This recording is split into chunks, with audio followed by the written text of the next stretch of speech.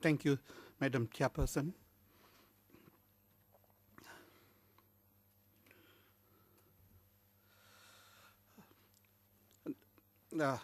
In today's presentation, I will highlight first about a very short introduction about Maldives and political environment of Maldives and the major challenges like abuse of media, public's perception towards lawmakers, role of independent institutions, use of religion as a political tool, economic conditions. This is the map of South Asia, and you see the Maldives at in red color, more than 1,100 islands spread in the Indian Ocean. And the population for mid last year was 325,135. This is the official estimate. And Maldives is the smallest country in this region. The new constitution was implemented on 7th August 2008, just 4 years back. And Maumoon Abdul Gayoom, the president at that time, promised a more democratic system in the country when he took his oath for the 6th term in office. That's after completing 25 years of presidential position in the Maldives. Then there was a death of detainee Ivan Nasim in jail in 2003, and it was a catalyst for the initiation of the constitution. The new constitution guaranteed many new rights that were previously not available to the Maldives.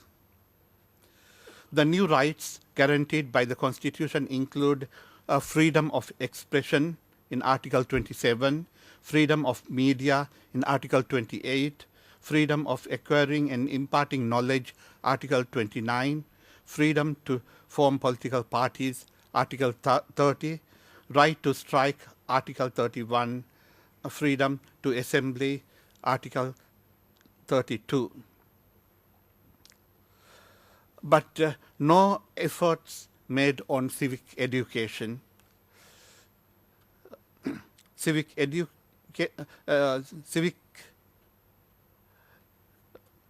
education, according to Emmy Gutman, is cultivate the virtues, knowledge, and skills necessary for political participation.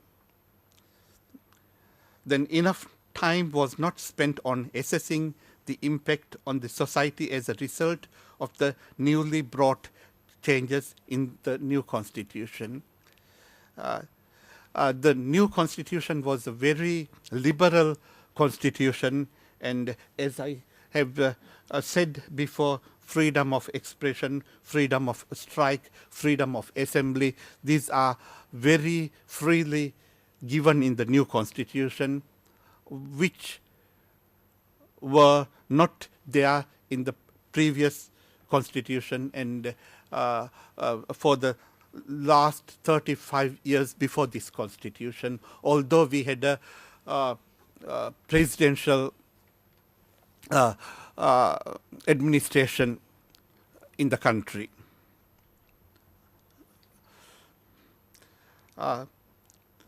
Then abuse of media. 6 registered television and 9 radio channels are now there in the country.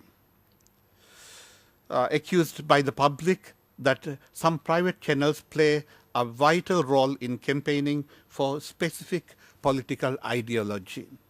Then some reports by these channels were meant to defame certain political parties and politicians.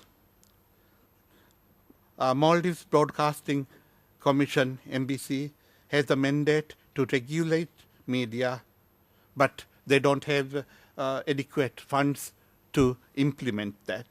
All the major political parties believe that they should have control in a television channel to help them politically influential.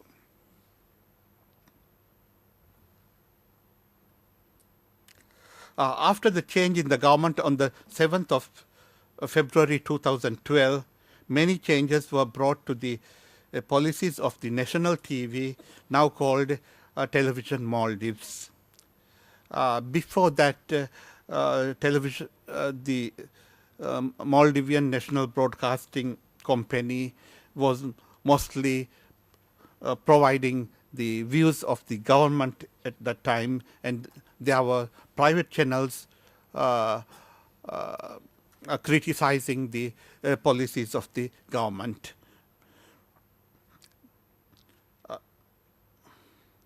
Two of the largest private television channels run at a loss.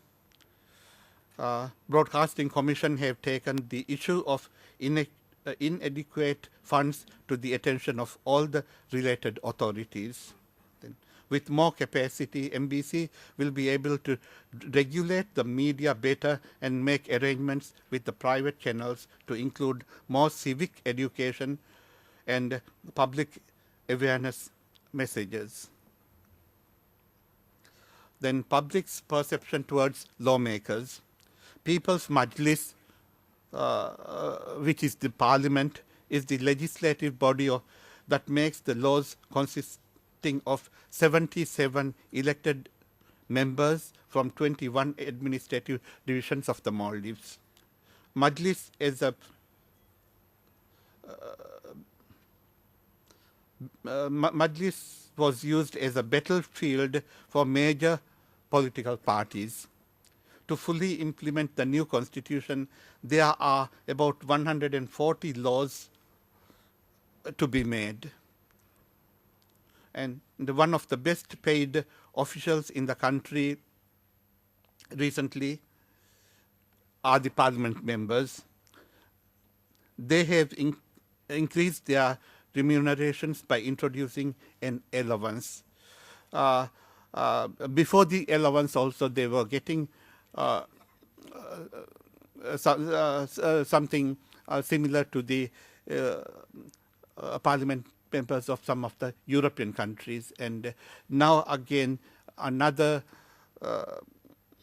over $1,000 allowance was increased by the current parliament. When voting for bills, many people believe they vote in their own interest, not for the interest of the country. Then lease extension of tourist resorts and government taxes on the tourism-related services. It is very common in newly democratic countries that the senior government posts and elected posts to be filled by activists rather than intellectuals. And many Maldivians publicly acknowledge on social media like Facebook that they would prefer to see a better group of people as lawmakers in future. Many Maldivians, and the author of this paper shares an optimistic view that within the next 10 years, more educated and better parliamentarians will be voted into the office. A general public becomes more aware of the democratic process and the importance of voting for the best candidates. A role of independent institutions. Majority of the public claim that members for most of the independent commissions are approved based on negotiations among the influential political parties, so that indirectly limit their independence. Many of these independent institutions were made as per the constitution. There are many related laws still pending in the Majlis. The independent institutions do not have an independent budget. I mean, the independent institutions are like the Elections Commission, Anti-Corruption Commission, Police Integrity Commission, Human Rights Commission.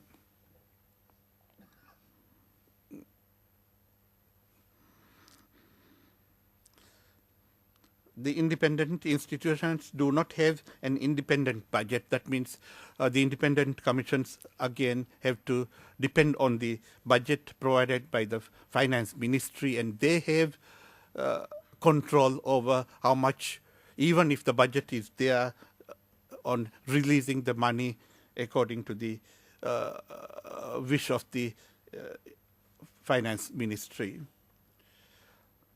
Then, are the independent institutions truly independent? This is a question. The independent commissions cannot be chosen without getting the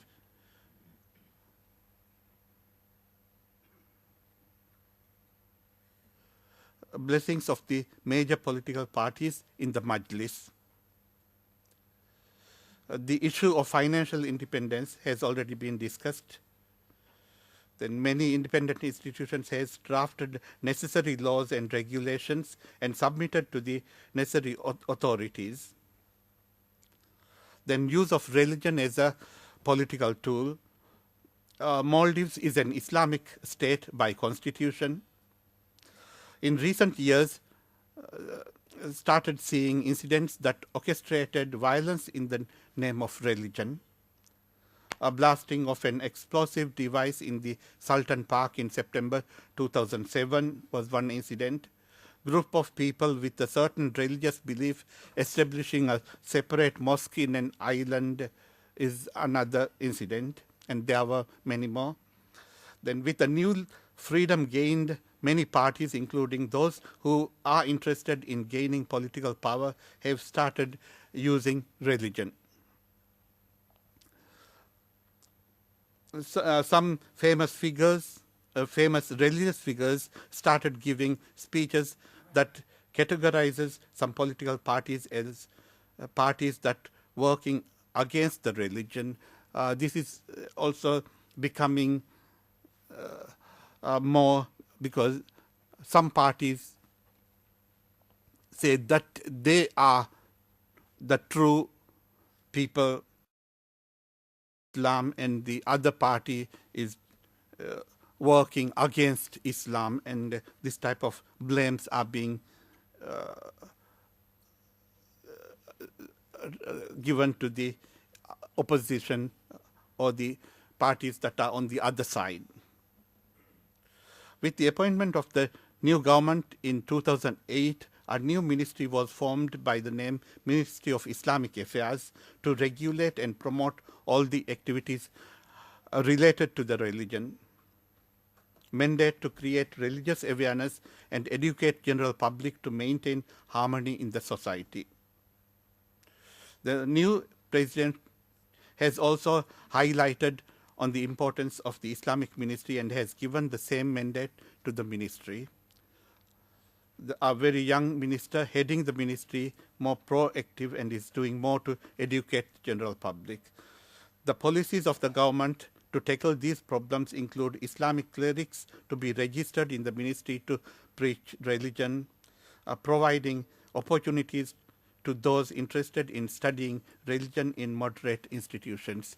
This is also big because people educated in different parts of the world come with different Islamic ideas, and when they preach according to their understanding or their thoughts, there are certain times that the less educated people get confused. Then economic conditions, according to the statistics of the central bank of GDP of the central bank, GDP has constantly been on the rise for the last decade, maintaining a 5 to 10% increase every year except for 2005 and 2009. According to 2005 was the year we had the tsunami, and 2009 was the year the entire world faced economic problems. According to MMA, which is the Central Bank of Maldives, the inflation rate of the country has increased from 6.6% in 2010 to 12.3 in 2011. And all the rest I have given in the paper, and also there is one economic paper on Maldives presented by Mr. Ban Salim, so he will highlight more on these economic areas. So since the time is running out, I want to make this short. Then, in conclusion, Maldives are still learning about democracy and how to make the best use of it. Lots of work needs to be done to stop the abuse of media and to make best use of media for the social and economic development of the country. Parliamentarians need to be made more responsible, and measures need to be taken to establish a boundary in which they can act. Independent institutions need to be given more authority and power to make the necessary decisions they need to take in order to perform their duties better. More programs regarding religious tolerance and moderate paths needs to be introduced and promoted among the general public. Economic policies need to be made in such a way that it will reduce dependency on one industry and promote FDI to the country. Maldives is a country that has a very high literacy rate, over 97% in 2011, and has a culture that is very technology friendly. Maldivians are learning about democracy and privileges and the responsibilities that come along with it. Many of the more developed countries, including world's largest democracy, India, has always been a close friend of Maldives in helping to improve the lives of the Maldivians. In a democracy, power originates from the people.